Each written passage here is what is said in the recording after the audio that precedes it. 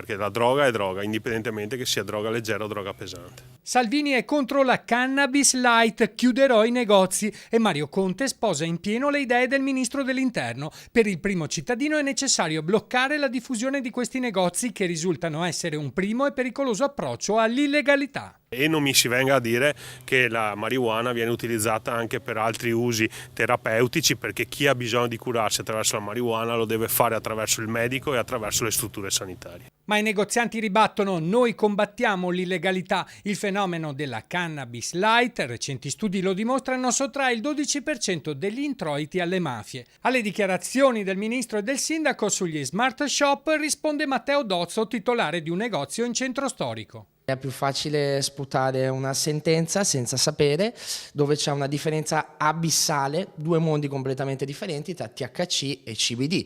Il THC è la sostanza psicotropa che sballa, che è illegale in Italia, mentre nei negozi legali si vende tutto legale. Paghiamo l'affitto, paghiamo le tasse, non vedo dove stia il problema. Nei nostri negozi si rivolgono molte persone, spiega, persone che non cercano sballo. Qui vendiamo dei prodotti dove le persone ne hanno un beneficio. Vengono anche persone di 80-85 anni a curarsi a livello muscolare, a livello nervoso, stress, ansia, insonnia.